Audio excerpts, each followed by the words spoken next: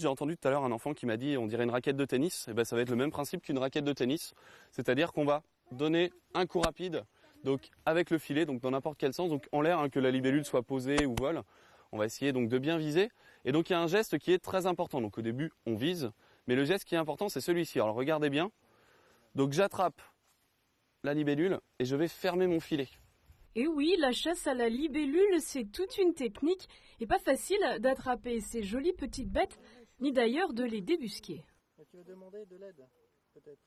Cette sortie de découverte, c'est bien entendu la maison des libellules à Chaillé-sous-les-Ormeaux qui l'organise. Tous les mardis, touristes et locaux peuvent ainsi en apprendre un peu plus sur les odonates et leur mode de vie, car sous ce mot un peu barbare se cachent les libellules, mais pas seulement. Alors la première chose qu'on apprend en général, c'est à faire la différence entre libellule et demoiselle, hein, les deux sous-ordres chez les odonates. Donc c'est vrai que bon, en général, on fait pas trop la différence hein, quand on se promène en bord de rivière entre ces deux familles.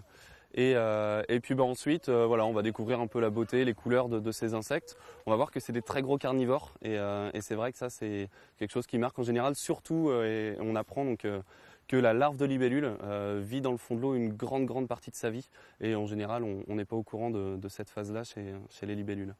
En effet, la larve de libellule peut rester jusqu'à 4 ans sous l'eau quand sa durée de vie dans l'air ne sera que de quelques mois. Mais ça, ce sont les données théoriques. Le plus amusant reste ailleurs. C'est que plutôt qu'une visite guidée où on nous explique des choses et où souvent on oublie la moitié, là on participe, on est actif. Les enfants sont tous avec leur filet, ils attrapent des libellules. Je pense que ça leur fera des souvenirs pour eux comme pour nous. Donc c'est ce qu'il y a de plus sympathique, c'est d'être finalement sur le terrain comme des vrais. Amener la découverte de façon ludique et en plein air, c'est un pari réussi avec cet été de libellules.